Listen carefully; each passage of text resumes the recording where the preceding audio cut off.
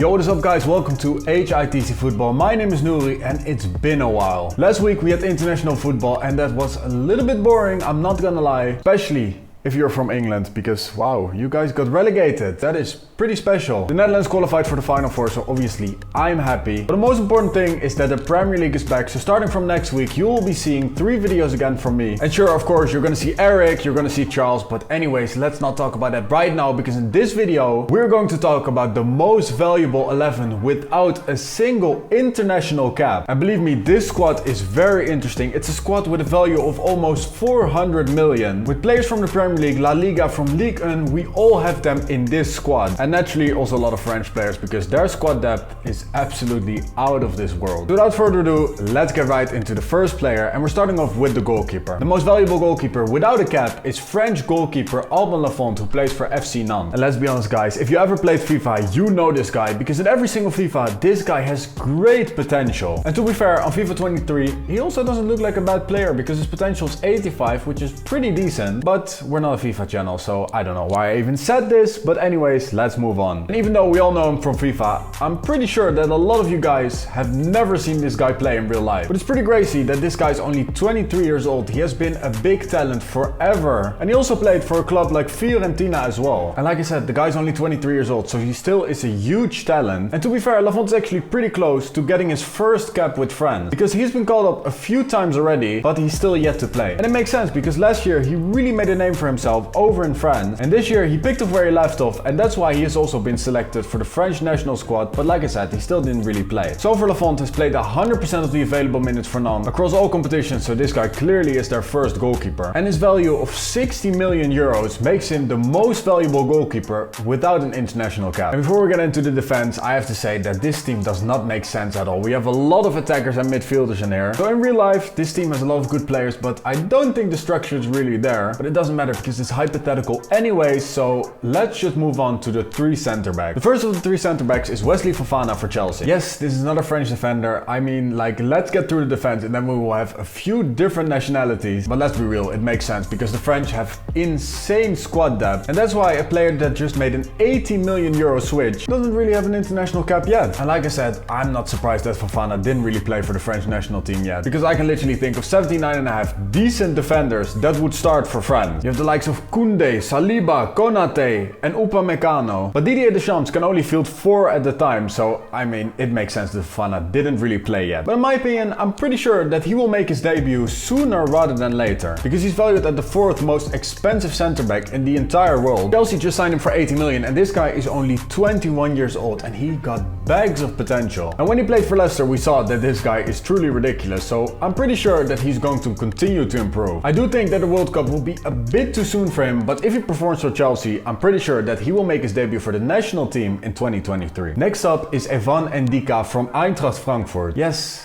another French defender. I said, let's wait until we have the defenders done, because yeah, I mean, there will be another one. I'm gonna tell you guys already, because yes, after this one we have another French player, but I promise you, after the defense, we have other nationalities. I mean, just keep watching for that. I promise you, it will get better after this. Unless you're French, because then I'm pretty sure you're truly enjoying this. But anyways, even Ndika from Eintracht Frankfurt, he is worth 32 million euros. And like all of these other players, yet to play for his national team. Last year he had a great campaign with his team, winning the Europa League final against Rangers, and I'm pretty sure that a few of you guys watching are still pretty salty about that. But even Ndika truly was great for Frankfurt in that run. He only missed 2 of the 13 games in the Europa League last season, in a run that saw his team knock out the likes of Barcelona, Real Betis and West Ham. Again, I'm pretty sure that some West Ham fans are watching and are still pretty salty about that too. So last year he had a great campaign, but this year truly he has been great as well. Just like Lafont, the 23-year-old has played 100% of the available minutes, showing that this guy is really reliable and insanely important for his team. But like I said, he's already valued at 32 million euros, but he's in the same boat as Fofana, because yeah, France just have a lot of good defenders. But judging from his ability, I don't think that he will stay at Frankfurt forever, because truly he has been insane for them, and I'm pretty sure that the big club will snatch him up. And if he continues to improve, I'm pretty sure that eventually he will also get his first international international cap. Moving on to the last defender, the last French player for a while. I'm not saying the last in the squad, but at least the last French player for a while, because we have to talk about Robin Lenormand from Real Sociedad. Lenormand is slightly older than the other players we just talked about at the age of 26. Well, he's not 26 yet, but he's turning 26 next month. But Real Sociedad truly have a thing for developing French players into superstars. Think of Griezmann, for example. But is Lenormand a superstar though? Well, no. To be fair, actually,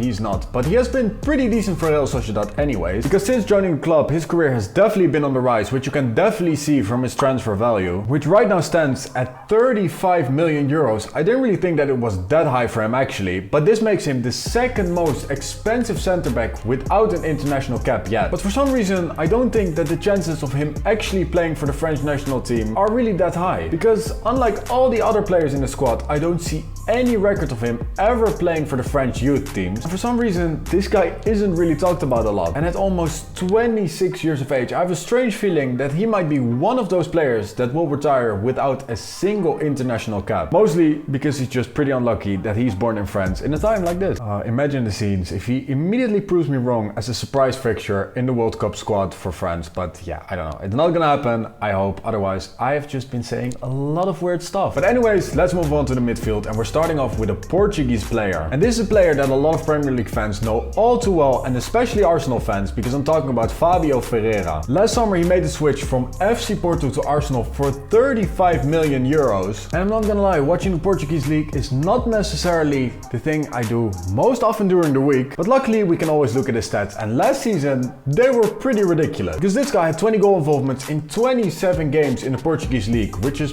pretty great for a midfielder. But the thing that surprised me most is that this guy seems to be an assist king, because last year in the Portuguese league he gave 14 assists, which is pretty decent, and occasionally he can also chip in with a goal, because last year he scored 7 across all competitions, which is not really great, but still it's decent. And especially if you give as many assists as him, I mean, you don't really have to score that much because you're important anyway. But so far this year, I'm pretty sure that the 22-year-old hoped that he would play a little bit more, as he only played twice so far in the Premier League. He did score 1 goal though, and in the Europa League so far he also played a game, so not that much game time for him so far. But I mean, Arsenal don't buy a player for 35 million if they don't have a plan with him. And like I said, this guy's only 22 years old. He already played 21 times for the Portuguese under-21, where he scored 13 times. That is actually pretty ridiculous. A great record for him. I'm pretty sure that this guy is regarded as a big talent in Portugal as well. But I mean, he first has to show a good run of form, because if you want to break into the Portuguese national team with the likes of Bruno Fernandes, Ruben Neves, Bernardo Silva, you definitely have to prove yourself in the Premier League first. So, I mean, it's definitely gonna happen. He will make his debut for Portugal eventually. But is he gonna be in the World Cup squad? I don't think so. But anyways, in the future, I'm pretty sure that he will make his debut, like I said. Next up is Belgian player Romeo Lavia from Southampton. And see, we're doing well. Already 2 players that aren't French. I told you there were gonna be other players. And this one is another player that's playing in the Premier League, and this guy's only 18 years old. He's born in 2004. So definitely so far the youngest player we had in this team by quite a bit. And so far this season, the defensive midfielder has absolutely been ridiculous for Southampton, especially at the age of 18. Already playing 5 times in the Premier League, scoring 1. He's versatile as well. He can also play at both sides of centre back. And Southampton were definitely up to something with this one, because since buying him for 12.3 million, his value skyrocketed to 25 million euros already. This guy comes from the Anderlecht Youth Academy. Manchester City also had them on their books, but like I said, they sold him this summer, and this turned out to be a great signing from Southampton. And right now there are a lot of Belgian talents that are breaking through, the likes of Amadou Onana for Everton, for example. And Lavia is the next one in line, and it's not a surprise for the Belgian people probably, because this guy played for the likes of the under 15, under 16, under 19 and under 21 Belgian team. So believe me, especially after his performances this season, it will just be a matter of time before this guy gets his first international cap for Belgium. And next up, we have another French player. I mean, I'm sorry guys, we have to have one. The next one will be an English player, so definitely stay tuned for that one. But first, we have to talk about Allan Saint-Maximin from Newcastle. Wow, I didn't even notice. This guy played for a lot of clubs already. Like Saint-Etienne, Monaco, Hanover as well. I definitely forgot that one. Bastia. I definitely know him from Nice, because that's when he was rocking the Gucci headband. That was ridiculous. Before Newcastle signed him up, obviously. Back in 2019, they paid 18 million euros for him, but right now his value is way higher than that at 40 million euros, making him one of the most expensive players not to have an international cap yet in his career. And the thing with this guy is that truly he's a joy to watch. he can be absolutely unbelievable. We've seen it this season in the Premier League already. This guy can literally run the entire team if he wants to. Definitely ability we don't have to talk about because this guy truly has it all. But then if you look at his output, it's not that great actually. At Saint-Maximin, he didn't score a single goal, and Hanover, he scored once. At Bastia, he scored 3 times. Then again, Monaco, no goals. At Nice, his highest goal scoring season was only 6. And at Newcastle, his most goals in a single campaign was 5. So yeah, in terms of output, this guy definitely is not the best. I mean, yeah, 90 games for Newcastle, 12 goals is not the best output. And especially from a winger. And I mean, these days, it's not an excuse anymore that you're a winger so you don't score a lot, because I mean, these days it has literally become a requirement to score goals as a winger. So in my opinion, I think that that's probably the only thing why he didn't play for France yet. So like I said, ability through the roof, but goal scoring ability is somewhere down there. It's not that great. But this might be the campaign where that truly changes, because so far in 4 games in the Premier League, this guy had 3 goal contributions, 2 assists and 1 goal. So let's hope that he can keep this up, because then, I mean, there is no reason why he shouldn't be called up to the French national team. Again, World Cup will be too soon for him if you ask me. But I mean, he should just continue to do his thing, and then in 2023, he will definitely get his international debut, because otherwise, I don't understand. There should be a fixture where they're playing Latvia or whatever, and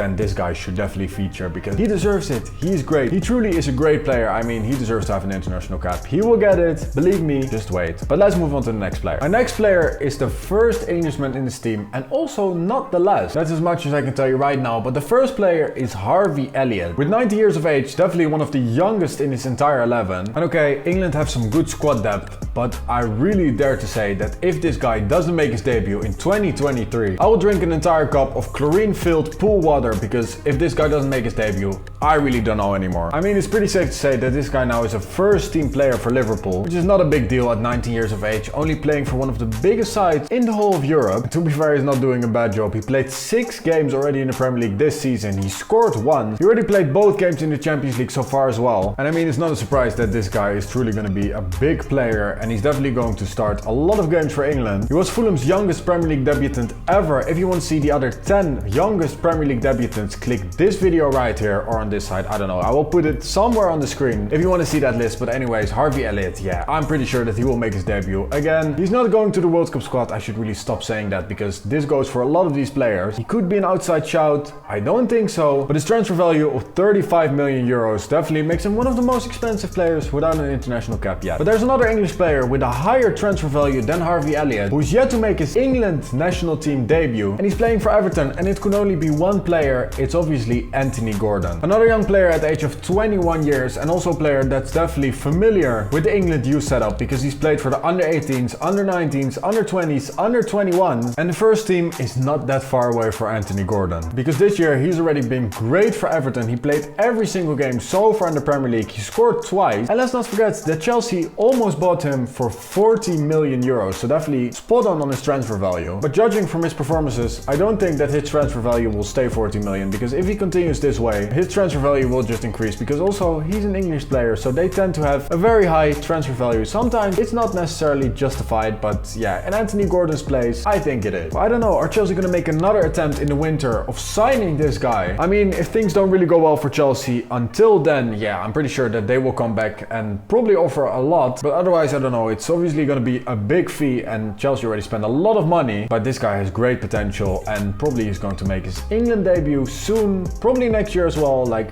all these other players. I don't know why I keep saying this, because it just makes sense, right? But let's move on to another player, a big talent, a 22-year-old. Yes, it's a French player. I mean, I can't help it. They just have way too many big talents. This player has a transfer value of 28 million. He plays for PSG. Well, he doesn't really play, because he only played 9% of the available minutes so far in Ligue 1, which is not a big surprise if you have the likes of Messi, Neymar and Mbappe in your team. I mean, as a forward, you could say that it could be a little bit easier if you were playing somewhere else, but he gets to play with these great players every single day, so I'm pretty sure that he will improve from that alone. But the fact that this guy is not getting regular game time makes me think that his French international debut will not come very soon, because I don't really see him break into the squad anytime soon. So this might be a case where we have to wait a little bit longer until we see him in the French squad. But without a shadow of a doubt, Hugo Ekitike is a big talent. And eventually, because like I said before, this guy has bags of potential. He's already on the books at PSG. He's playing with the best of the best day in, day out. Let's be honest, what can go wrong? The last player that we're going to talk about is Amine Gouiri. His value is 35 million euros. He plays for Stade Rennes, and I mean, this guy's been a talent for quite some years. And although he doesn't really get the headlines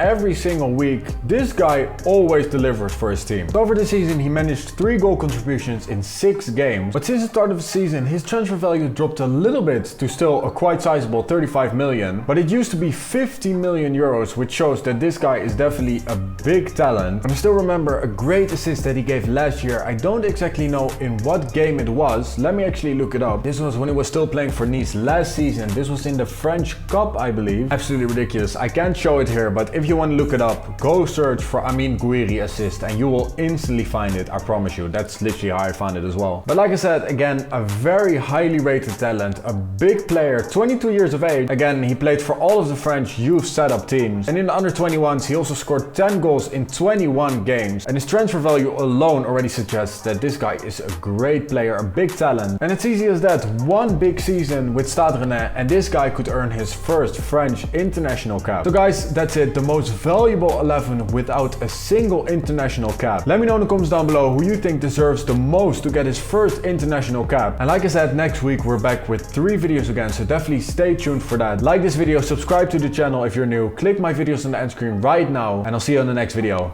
Peace.